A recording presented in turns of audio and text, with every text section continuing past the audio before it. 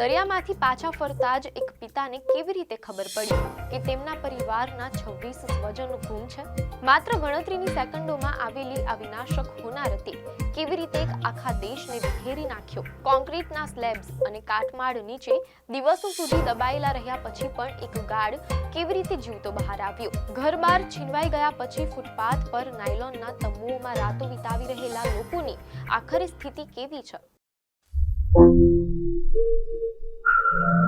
નમસ્કાર દર્શક મિત્રો, ધ લોકસત્તા શોમાં આપનું સ્વાગત છે. વેનેઝુએલાના ઉત્તર કાંઠે આવેલા બે શક્તિશાળી ધરતીકંપે સમગ્ર દેશને હચમચાવી દીધો છે અને એવી વિપદા સર્જી છે જેનાથી માનવતા પણ રડી પડી છે. સરકારી આંકડા મુજબ અત્યાર સુધીમાં 5300 થી વધુ લોકોના મોત થયા છે અને 16500 થી વધુ લોકો ઈજાગ્રસ્ત થયા છે. પરંતુ આ આંકડાઓ પાછળ છુપાયેલી છે હજારો પરિવારોની એવી પીડા જેને શબ્દોમાં વર્ણવવી અશક્ય છે. એક એવા પિતા જેઓ દરિયામાં હતા અને જ્યારે કાંઠે પહોંચ્યા ત્યારે ખબર પડી કે તેમના પરિવારના 26 સ્વજનો ગુમ છે. આ વિનાશક આપત્તિ લોકોની આપવીતી અને ઇનસાઇડ સ્ટોરી ચાલો આ ખાસ રિપોર્ટમાં વિગતવાર જાણીએ. મીડિયાના અહેવાલોમાંથી જાણવા મળેલ છે કે લગભગ 49 વર્ષના વિક્ટર કાલ્ડેરોન માટે આ તેમની જિંદગીનો સૌથી ખરાબ દિવસ હતો. એક મહિના અગાઉ જ્યારે વેનેઝુએલાના ઉત્તર કાંઠે બે શક્તિશાળી ધરતીકંપ આવ્યા ત્યારે તેઓ બોટમાં લગભગ 18 દિવસ સુધી દરિયામાં ફસાયેલા રહ્યા હતા. તેમને એ સમયે રેડિયોથી માહિતી મળી હતી કે જેમાં તેઓ તેમના પરિવાર સાથે રહેતા હતા એ બિલ્ડિંગ પડી ગઈ છે. જ્યારે તેઓ દરિયા કિનારે પરત ફર્યા ત્યારે તેમને ખ્યાલ આવ્યો કે તેમના પરિવારના 26 જેટલા સભ્યો ગુમ છે. તેમાં તેમના બહેનો, ભત્રીજા સહિત 9 પિતરાઈ પણ હતા જેમની ઉંમર લગભગ 2 વર્ષથી લઈને 70 વર્ષ સુધીની હતી. તેમની પાસે વાત કરવા શબ્દો નહોતા. માંડ 2 શબ્દ બોલતા તેઓ કહે છે, આ ખરેખર ભયાનક હતું. તેઓ કહે છે, હું ત્યારે રડ્યો નહોતો કારણ કે મારા પરિવારના લોકો હજુ મળ્યા નહોતા. મીડિયા અહેવાલો મુજબ વિક્ટરનો આખો પરિવાર OPPE 26 નામે ઓળખાતા એક પબ્લિક હાઉસિંગ કોમ્પ્લેક્સમાં રહેતો હતો. આ હાઉસિંગ કોમ્પ્લેક્સ એ લા ગુઈરા રાજ્યના કારાબલેડા શહેરમાં આવેલું છે. નસીબ જોગે તેમના પુત્રી અને પૌત્રીનો જીવ બચી ગયો છે અને તેમનો પરિવાર હવે ગોલ્ફ કોર્સ પાસે એક તંબુમાં રહે છે. આ ભયાનક આપત્તિ પછી વિક્ટર હજુ પણ તેમના પરિવારજનોને શોધી રહ્યા છે. સરકાર દરરોજ મોતના આંકડા અપડેટ કરી રહી છે, જેમાં અત્યાર સુધીમાં 5300 લોકોના મોત થયા છે અને 16500 થી વધારે લોકો ઈજાગ્રસ્ત થયા છે. સરકારે હજુ સુધી એ સ્પષ્ટ કહ્યું નથી કે કેટલા લોકો હજુ પણ ગુમ છે, પરંતુ આ આંકડાઓ હજારોમાં હોઈ શકે છે. અહેવાલો મુજબ સાંજ ઢળી એ પછી વધુ 3 મૃતદેહને OPPE 26 બિલ્ડિંગમાંથી બહાર કાઢવામાં આવ્યા હતા, જેમાં 11 વર્ષની એક છોકરી પણ હતી. તેના પિતા ધ્રુસકે રડી રહ્યા હતા અને મહિના પછી મળેલા દીકરીના મૃતદેહ પછી શોકમાં હતા. મીડિયા અહેવાલોમાંથી જાણવા મળેલ છે કે એક બચાવ કાર્ય કરી રહેલી ટુકડીના સભ્ય માગિન હર્નાન્ડીઝે કહ્યું હતું કે આ દિલ તોડી નાખનારું છે. તેઓ કહે છે, બચાવ કાર્ય કરનારા લોકો માટે, પરિવારો માટે, મિત્રો માટે, સૌ કોઈ માટે આ હૃદયદ્રાવક છે. મોટા ભાગના બચી ગયેલા લોકો અને પીડિતોના સંબંધીઓમાં આ વિનાશક પીડા સાથે અધિકારીઓ પ્રત્યેનો વધતો ગુસ્સો પણ જોડાયેલો છે.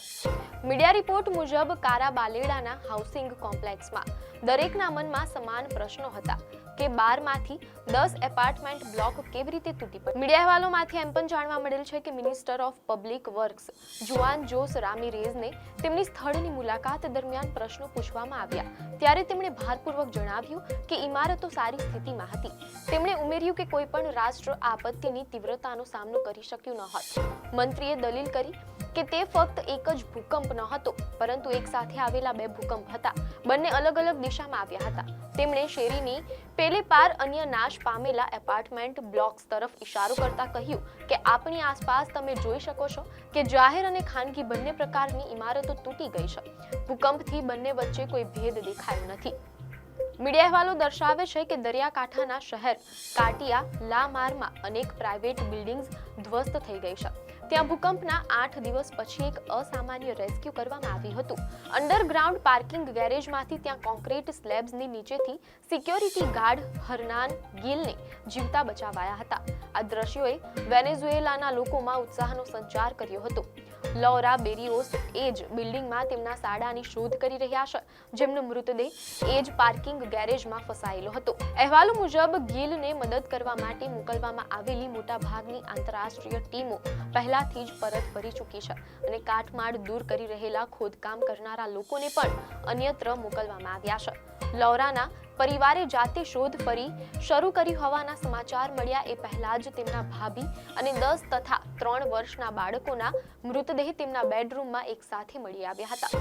મીડિયા અહેવાલો મુજબ એ પછીનો દિવસ એ વેનેઝુએલામાં બાળ દિન હતો. લૌરા રડતા રડતા કહે છે કે અમારી પાસે ઉજવણી કરવા માટે બાળકો નથી, અમારા બાળકો તો ગયા. મીડિયા અહેવાલોમાંથી પ્રાપ્ત માહિતી મુજબ કેટિયા લા મારમાં કાર્યરત અમેરિકા સ્થિત હ્યુમેનિટેરિયન એજન્સીઓ પૈકી એક વર્લ્ડ સેન્ટ્રલ કિચન ત્યાં કાર્યરત છે. અહીં ગરમા ગરમ ભોજન મેળવવા માટે લાઇનમાં લોકો ઊભા હોય છે. લોકો અહીં એકબીજાને જાણતા નથી, તેમ છતાં જ્યારે લોકોને ખોરાક અને પાણીની જરૂર હોય છે ત્યારે તેઓ સ્મિત કે પછી ભેટવા જેવી ક્રિયાઓને પણ બિરદાવતા હોય છે. આ માનવતા અને કરુણાનું પ્રતીક છે. લોકો ફૂટપાથ પર ગોઠવાયેલા સસ્તા નાયલોન તંબુઓમાં પાછા ફરી રહ્યા છે અને થોડા સમય માટે તો એ જ તેમના કામચલાઉ ઘરો કહી શકાય. મીડિયા રિપોર્ટ મુજબ આ અઠવાડિયે ડેલ્સી રોડ્રિગ્સની સરકારે અસરગ્રસ્ત પરિવારોને 200 જેટલા ઘર આપ્યા છે. જો કે લોકોની કુલ જરૂરત તો તેનાથી કેટલી વધારે હોઈ શકે છે. પુનઃનિર્માણમાં વર્ષો લાગશે અને અબજો ડોલરનું રોકાણ થઈ શકે છે.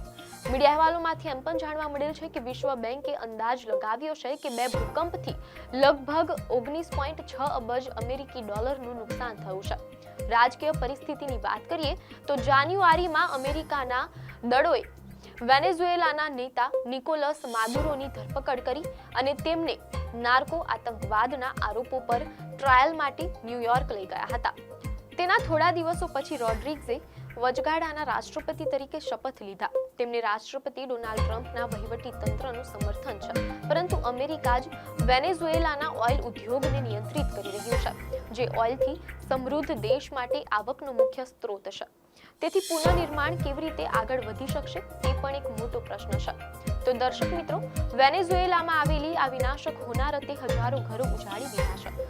માત્ર થોડી જ સેકન્ડોમાં લોકોની આખી જિંદગી, તેમના સ્વપ્નો અને તેમના સ્વજનો છીનવાઈ ગયા. એક તરફ 5300 થી વધુ મૃત્યુ અને આર્થિક નુકસાન છે, તો બીજી તરફ રાજકીય અનિશ્ચિતતા વચ્ચે દેશ પોતાના પુનઃનિર્માણ માટે ઝઝૂમી રહ્યો છે. તંબુઓમાં દિવસો વિતાવી રહેલા આ લોકો માટે સામાન્ય જીવન તરફ પાછા ફરવું ક્યારે શક્ય બનશે તે મોટો પ્રશ્ન છે. આપને માહિતી સારી લાગી હોય તો વિડીયોને લાઈક અને શેર કરજો, ચેનલને સબસ્ક્રાઇબ કરજો.